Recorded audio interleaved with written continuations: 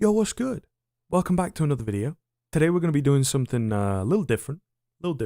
Obviously, I've just been pumping the interviews out recently, but I've decided to do something that's kind of a little analytical. Not too deep on it, but no demos or anything like that yet. Might do something like that in the future, but this is just my kind of basic thoughts. Made some notes, and I want to run through the teams in Season 36 of ESEA Premier. Back to that.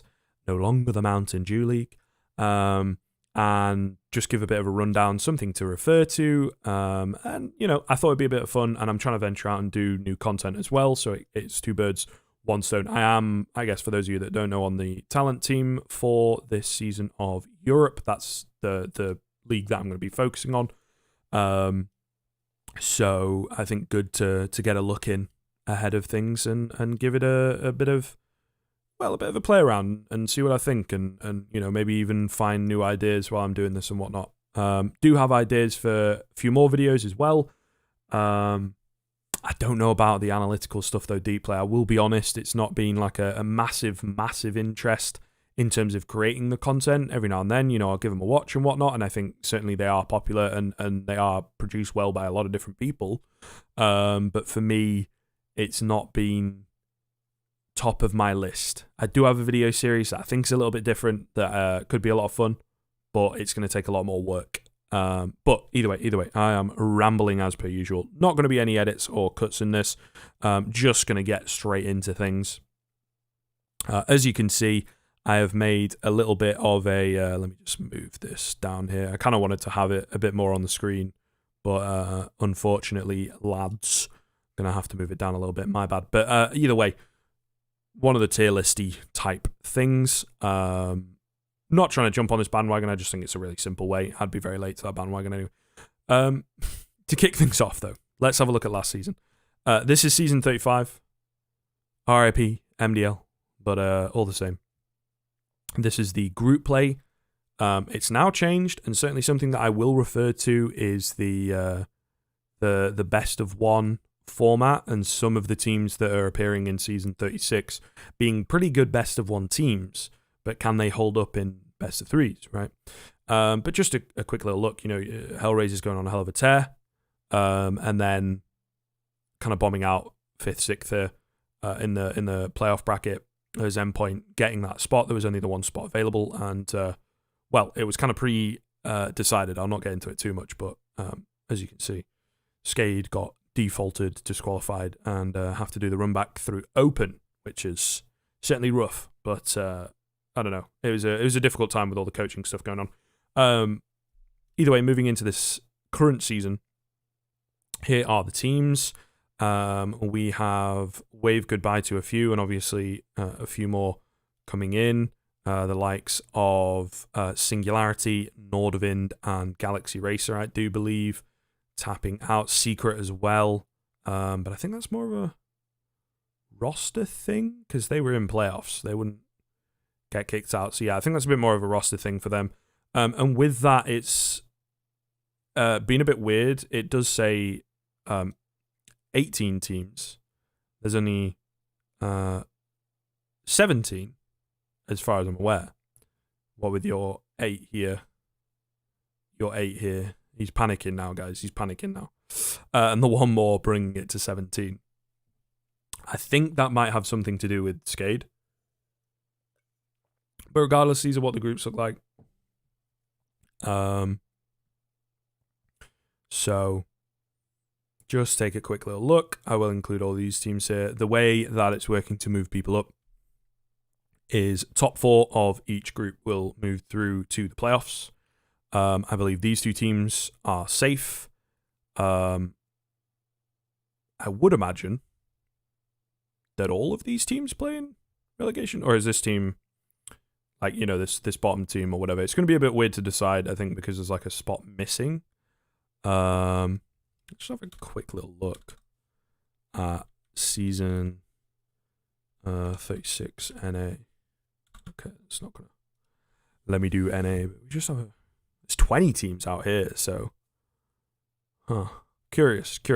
But either way, it's not really the purpose of this video. Still, though, it's worth noting, I have a few, as you can see, different categories. We have potential winners. So I'd probably call these our top 4 teams. Playoff teams would be like the next 4. Mid-table would be like the 5th and 6th spots, maybe into like the 7th spot, and then you're fighting for your relegations a little bit further down. So without further ado, I'll probably refer back to these little sections a little bit more, but it's a bit more casual. I don't want it to run on too long. I've already been going for 5 minutes. It's hard to be succinct, and whatnot without just skipping over information. And like I said, I'm not going to edit it super hard, so I've already tried this once as well, and I feel like it was taking a bit too long. So, first team, starting with Group A, doing it in order here, folks, literally just down the list. We have got Forze. So, ranked 22 in the world. Obviously, these guys. They've been playing in DreamHack and whatnot. They missed DreamHack 43, which is the most recent one. Zapower and FaceCrack missed that for personal reasons, according to the Twitter. So the roster is definitely in a transition. They stood in with Allcare and Warrow 2K. Zapower is still listed on HLTV, at least last time I checked, and FaceCrack isn't. So yeah, little crazy. Also worth noting, this DreamHack Open, maybe if you don't watch them, only had 8 teams. So coming 7th to 8th is last place. Last season, not the best record, came 7th to 8th in season 35 after they dropped down from Pro League the season before. So certainly curious. Maybe that is, again, the first touch on this best of 1 thing. I think that may well have come down to the fact that prepping for these teams in best of 1s, it can be rough. The way that the veto works for ESEA, as far as I am aware, not played at this level, that super high level, but you ban 3, like each team. You just throw in 3 bans that you don't want to play. And then of the maps that are remaining, it's randomized. So there's a world in which it's pinpointed down to a precise map. There's a world in which there are 4 maps that you could potentially play. So definitely, some teams, I think, playing their unfavorable maps in the past, potentially that's something that Forze went down, and then as well, not really being able to prep with all the Counter-Strike that they were playing and whatnot for these best of 1s against teams that they don't play very often. Because there are a few teams within ESEA Premier that really just focus on ESEA Premier.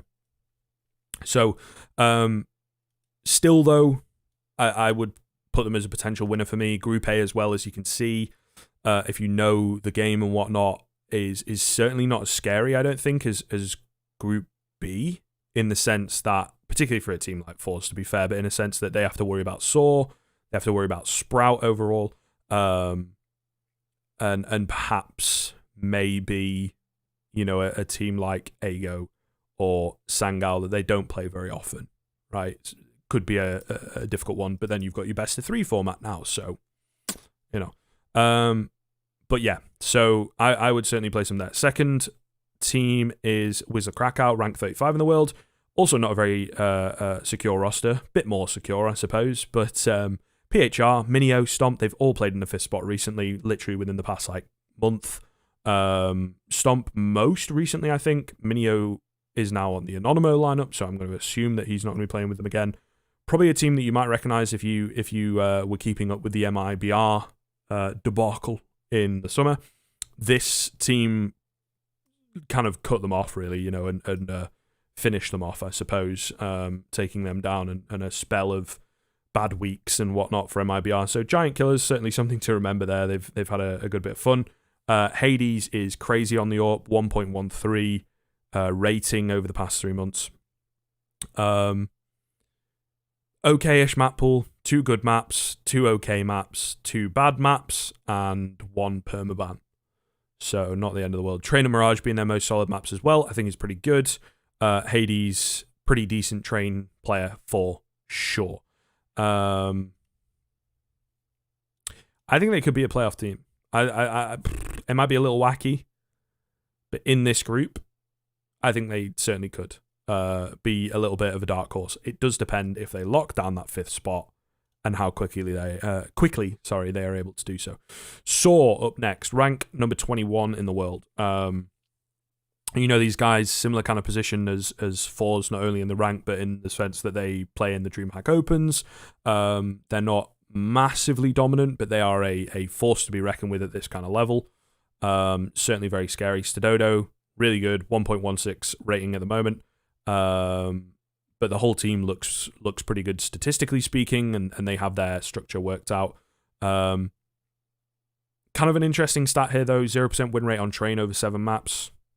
I feel like 7's pretty high to have a 0% win rate, right? They permaban Mirage as well, which is a map that most teams like don't necessarily pick all the time, but it's like a comfortable map. If you have to play it, or if you're forced into picking it because of the way the veto goes, you're confident on it. So permabanning that is a little bit of a strange one, but other than that, I think relatively decent. They've got Inferno, Nuke, Dust 2 as good maps, Overpass, and Vertigo somewhere in the middle. Again, what with the group that they're in, I think potential winner is the old logo. I'm very sorry, Saw fans. But I couldn't find the new one, so at the very least to get it in time. Next up, Winstrike. As we say in the UK, a bit of a hodgepodge of CIS talent here. Again, at that kind of mid-level. I don't like to really tier things, but you could call it maybe even into tier 3 for some of these players. Really depends on where you place it, and I think that's why it's confusing, because everyone has very, very different ideas of the tier system. But nonetheless, some decent results recently against the likes of HellRaisers and Nexus, who are both in Premier, so, you know, the kind of level that you would expect the rest of the teams to be at. Could be a bit of a dark horse, but then they haven't played many super challenging teams. Elian, meanwhile, who is their AWPer, is on a 1.26 rating over the past 3 months, and like a 1.24 over the past 6, which is crazy. That is very, very crazy indeed. So certainly one to watch. Good map pool. To be fair, pretty much all the maps I think are playable here. Nuke, Train, Overpass, Mirage I've got written down as being their best, but Dust 2 and Vertigo aren't that bad either. So a lot of potential for sure. But I don't want to go crazy. I think they'd still... Again, looking at the group, man, it's so hard. You know, I'm going to go in. I'm going to say that they could indeed be a playoff team out of that group for sure. But I might live to regret that. So we'll see. Things have to remain logical as well. Like, I'm calling my top 4 here. You know what I mean? Relatively early on. I want to be controversial with them, but I think Wisla, actually, looking at it second time around, would move down. Either way, moving on to HellRaisers, rank 34 in the world. Recently added an Arquez, could be a step up for from JR, sorry. Indeed, I don't think he solidly found his feet on the AWP, but it is what it is. But they've been at this rank for a long time, like about 8 months, I think. So a fairly big chunk of time. Kind of plateauing off. Maybe indeed the change of an Arquez will change that, will improve that. A really good run in season 35, again, to remind you guys, 16-1 in the group play. But tapping out 5th, 6th. Did lose to Sprout, is what it is. Bit of a tough one. No one crazy, but they all have decent stats. I think everyone on the team is above 1.0, which is not all that common, to be fair. You usually have like an in-game leader or a supportive element dropping below the 1.0 rating. They play every single map. Train, Dust 2 and Inferno, pretty good. They play Mirage a fair amount, but don't have a positive win rate. And then Nuke, Overpass, and Vertigo are kind of weaker. But they don't have a permaban, which could be good, could be bad. It's certainly smart, I think, to adapt things to whatever team you're playing against.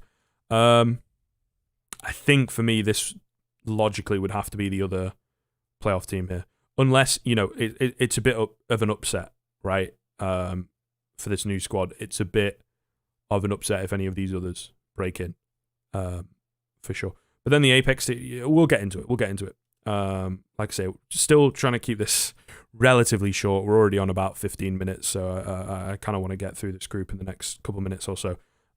Fate, rank 147 in the world. Pretty low down, but, you know, they've had some changes. I think that's affected it. Rocking's pretty scary on the AWP, but the team's not crazy, honestly. They've lost out to Sangal and Nexus recently in other tournaments. And then, some of the newer additions and whatnot, it might be a bit of a weird one for them into best of threes and all that kind of stuff against these sorts of teams. They've not played a great deal of CS into the run-up, maybe focusing on practicing. You never really know at this kind of level. It's hard to get a hold of the players and whatnot. But again, they play pretty much every map. But once again, they've not played a lot recently, so it's kind of hard. You go to the 6 months, there's a lot more games there to sift through. So I believe they permaban Nuke, or at the very least try and stay away from it. And then Overpass, they have a negative win rate on. I don't know, man. I think this team is certainly a little bit of a weaker one within this group. That for me would be the first, fighting for your spot kind of team. Can be scary, but I think Skader's got the better Bulgarian talent on it, honestly. Assuming they're still together, I don't think that, the MDL was their only remit. Game of Legion, rank 54. Roster's been together for a while. A couple of UK boys in there, love that. Adam, I think, is a great mind for the game. And they've also, again, taken down the likes of Sangal and HellRaisers. Not the best run of form, but not the worst. Era's playing okay, a 1.15 rating over the past 3 months. They play every map, but they're good on Train, Inferno, and Nuke. There's potential here. I don't know though, man. When they had like Mezzi in the team, he would play well, but they wouldn't necessarily win. It's always been a really weird team, and I think the feel of the team as well is such a big sort of stopgap for a lot of players, right? That come and they go. Game of Legion, the business, probably sound, but the team, maybe now the change comes in, right? With a little bit more stability here, and not having too many moves, as per recently, and not the moves that, maybe leave a little bit of a bitter taste in your mouth where they've decided they just can't be bothered anymore, right? Like, Mezzi can't turn down Cloud9, are you crazy? So, yeah, I don't know. Again, though,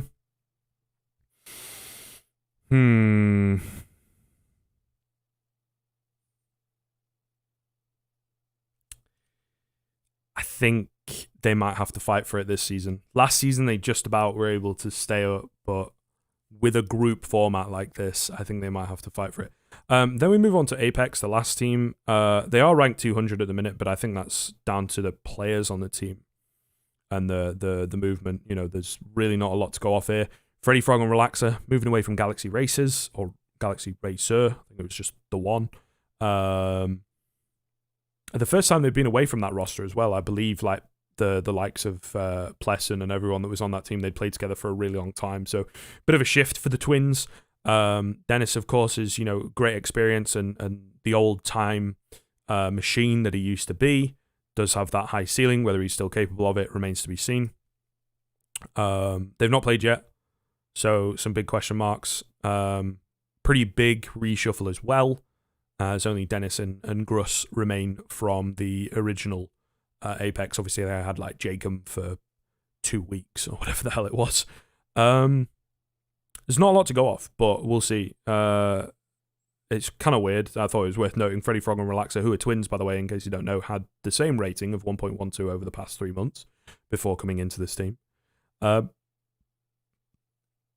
they play every map, apparently, but 24 maps of Mirage with a 33% win rate. It's very strange. I've seen it in the past as well, that they like to, just leave it open. Good on Dust 2, good on Vertigo. Not much else to talk about. In all honesty, a very, very hard team to predict at the moment, but I feel with the players on this team that they could sit in that mid-table. So this is Group A. This is what I'm seeing for Group A. When I say potential winners, I do mean of the whole league. But all the same, you would assume that these would be the top 2 spots in Group A. Maybe not. Might, get a bit of a cross-contamination here. But that is Group A. It's taken me bloody 20 minutes to get there. But either way. Some of these teams you can speed through. Some of these teams there's a bit more to talk about in terms of history, I suppose. Group B then, have a look. There's one extra team. So that could certainly spice things up. But this is indeed Group B. So, first team is Alternate Attax, rank 94. They've been up and down MDL for a while, and it feels like the only kind of tournament that I've seen them play in. Crystal's got a great mind for the game. He's recently moved back. Crimbo looks pretty good. I believe up there is one of their stronger players with a 1.11 rating. He's only 18, so that's kind of cool. Their Mirage, to me, looks exploitable. Don't really play Train or Nuke. But then, good on Dust 2, good on Inferno. Okay-ish on Overpass and Mirage. Vertigo, sorry. I don't know. I think this is a team that might have to battle. They seem to... It's between these. It's a hard one to call, honestly, but I am going to... I feel looking at the other teams here, they would be... Especially because, again, I'm really not sure. Is it like these bottom three? Is this team getting removed? It's hard to tell, guys, because there's bloody odd numbers. But yeah, I think they'll have to fight for their spot at the very least. Moving on, Anonymo, rank 56 in the world. Kai and Kylar looked really good to me during the summer when I was casting them. Innocent is a big one for them to be picking up, of course, the stint in Mad Lions, but he's 1.19 over the past 3 months. That's pretty nice. Don't know who's AWPing, though, lol. Is it Snacks? He AWPed on Illuminar? Don't know. Hardly any map information to go off of here. Looks like they permabanned Dust 2. Good Train, good Inferno, but there's little information to work off of. Certainly a recurring storyline, I think, that'll come up during the season. I have 4 Polish teams, 3 of them in this Group B. I think the talent is there for a top team, but we've been saying that for a while, and it's about time, that they all kind of come together, and maybe with Innocent coming back into the fold, that could be it. But then this team doesn't have an AWPer, or at least a solid one. I think Snacks is going to go towards it. That would make the most sense to me, but I didn't see anything super cool from him, in the past. So we'll see. But I think certainly could be a mid-level team. I had to find their logo. It's an unfamiliar one to me. Nemiga. Now, Nemiga, rank number 26. Higher than I expected when I was looking at this. They have indeed, played some DreamHacks and whatnot. Came 13th, 16th at DreamHack Masters, but securing that spot is decent. I think there's still work to do. They're a crazy kind of team. Again, another team that were pretty good at the best of ones. They are relentless and so hard to match. But I don't know. Again, another team that plays every map, that could come in as a benefit. Try and avoid the overpass and train, but no permaban. And that's pretty good. I think you can be happy with that for sure. Look good on Inferno, Mirage, and Nuke. So again, having the 3 maps that you're nice on is good. This is another one that's a little bit difficult. I think when I look, I do feel that they could be a potential winner here in this particular group. A lot of new teams. With your Sangal, with your LDLC, staple, but, don't necessarily blow socks off. Still relatively new to this kind of level. Group B is much more open, though. Group B is much more open, for sure. But I think Nemiga are up there. Sprout, rank number 28 in the world. Fully German roster again. 5th, 6th at the most recent DreamHack. So, again, there were only 8 teams, but, in there, right? Winning some games against some slightly tighter and stronger opponents. Will be kicking themselves after last season. I think they were looking very, very good coming in, and I do believe they won the first 2 from that lower bracket side. But Endpoint just really had their number and were able to pull it back, if I'm not mistaken. But at the very least, they lost 3-2, and that's kind of heartbreaking, isn't it? Favn and Slacks both looking really, really good right now. Slacks on the AWP, of course. Favn 1.22 rating, 1.19 for Slacks. Really, really good. Beaten Forze recently at the DreamHack, I believe.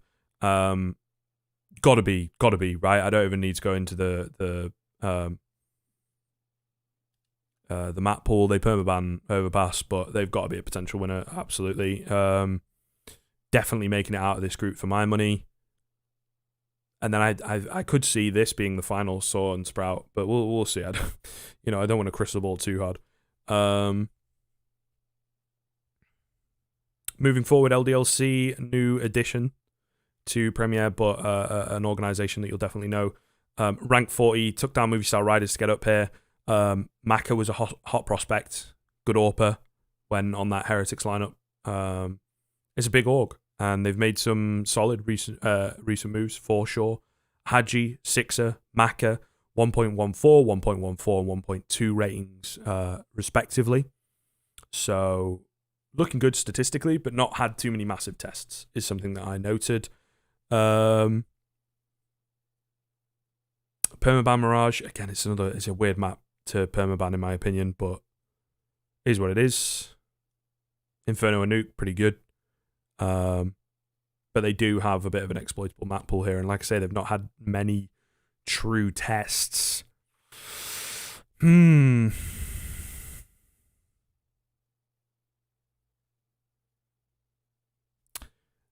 think looking at last season and the way some of these teams performed, I think they could end up having to fight for their spot this season, I just don't think that the map pool is quite solid enough, and like I say, the true tests have not come in. But again, it's so very open. I'm totally down for being completely wrong, to be honest. It's a risky kind of level to even softly predict. Nexus, rank 60 in the world. The Romanians, if you're Romanian, you know these guys for sure. They've been around for a long time. I am at 1.13. Excuse me, but beyond that, not an awful lot to talk about. Their Inferno is really, really weak, actually. That's maybe something to mention. 14 played and a 14% win rate. That's kind of crazy for me that it's that low over so many maps. But they play all the maps. So if they ban Smart, could certainly be a dangerous one. Their Mirage and Train are pretty good as far as I'm aware. So we'll see.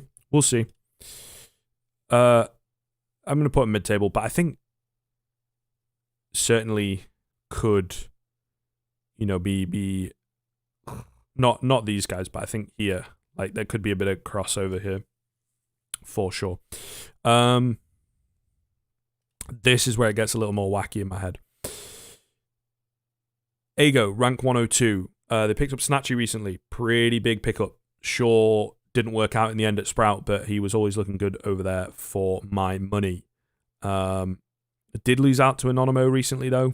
It's always a bit different with the domestic matchups. Again, another Polish team here. I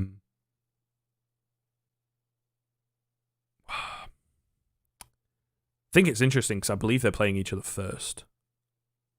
But I could be wrong. I think so. I definitely saw that on HLTV. I think they're playing each other. So, keep an eye out for that and see how that one goes. We're not covering like every single matchup on the broadcast, so there will be a few off screen, as it were. Solid Mirage, pretty good Vertigo. Not so good on their Train and Nuke, and Train and Inferno, and they permaban Nuke. So they've been a bit of a staple. Obviously moving things around because it's like XCOM, Ago, or whatever. They're like combined, right? So it's a bit of a wild team to keep up with. This again, I think, is the old logo.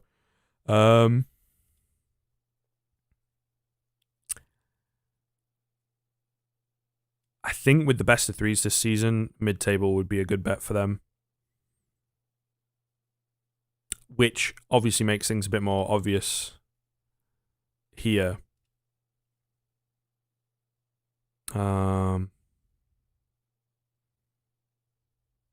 But still, breaking it down. Sangal. Now, this is one of my more crazy ones, for sure, in my mind. I used to love watching this team back in the day, the Space Soldiers boys. Rank 47 at the moment. Core of this team were very scary. Now, of course, they're missing Zentaras, who was always the danger man on that squad. But the recent additions don't look too bad either. Immor is their highest rated player at 1.17. Logic Man's got the best name in the league. Inferno Nuke and Train pretty good. In case you don't know, so I'm talking about Paz, Engine, and Major as the core. Maybe, to be fair, there might be some people watching that weren't really around when they were popping. But I'm going to go in. I'm going in for the Turkish boys, honestly. I think there's a lot of potential here with the capability of some of the things that I've seen from these guys in the past. I think Major is a good in-game leader. I think Immor, it looks pretty good statistically. So we'll see. I'm not really sure what's kind of stopped them in the past, whether it's been like language stuff, because I know Major played for LDLC because he also speaks French at one point, didn't really work out, but this is kind of my one that I'm like, I think they're going to make playoffs. I think they're going to surprise some people. That probably the only team that I'm willing to like put proverbial chips in. And then last but not least, of course, Pact. Rank 42 at the moment. They've added Veggie recently, who I think is a really, really good supportive element. Not played a massive amount, so again, bear with, but got some promise. We'll see. Soball's looking good, 1.16 rating. Decent pool. Negative win rate on Train, which is their most played at the moment, so that's kind of curious. But I think they've been around for a while, and I think that they're looking okay, maybe plateauing again, another one of these teams. But honestly, it's kind of crazy. I think this whole 4 here, especially because we've got like 3 Polish teams, and those, oh my god, those domestic matchups can be crazy, particularly in Poland, because there's so many Polish teams around this kind of level. I think it could be crazy for me. But yeah, alternate attacks have always kind of teetered around. Maybe with the newer additions, they could shut me up.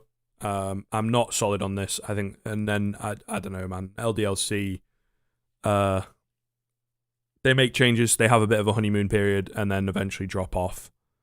So it just kind of depends on how far things go here, or if Maka can really hit a solid ceiling and carry. But when, you've had the likes of Navira and Mistua called up, right? Maybe Maka has missed his moment in the sun. That's all I'm going to say. But yeah, so this is kind of how it is for me. I am sold on these guys and these guys. Certainly room for movement here. I'm sold on these guys. These are my boys. But there's room for movement on the other 3.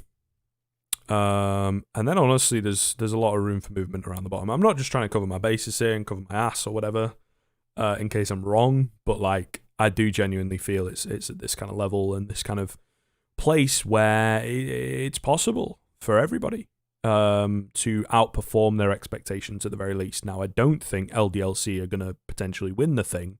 I don't think they're going to make it to playoffs, but they could come close, but we'll see. Either way, thank you very much for watching. Just a bit of a stream of consciousness. It is 3-int morning, so, bear with. Wanted to try and keep this short, but I think it's going to be a bit impossible, isn't it? So half an hour is not too bad. I'll try and chapter it up as well. But something a bit different. Maybe people will like what I have to say and perhaps suggest that I do some more analytical content. And like I say, I know it's popular, but I don't know. I'd have to think about it. I have a few other ideas that for me are a bit more exciting.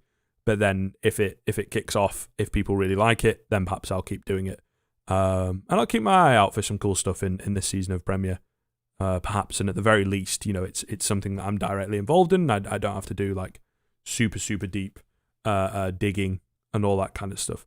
Either way, enough chit chat from me. It's been about 35 minutes.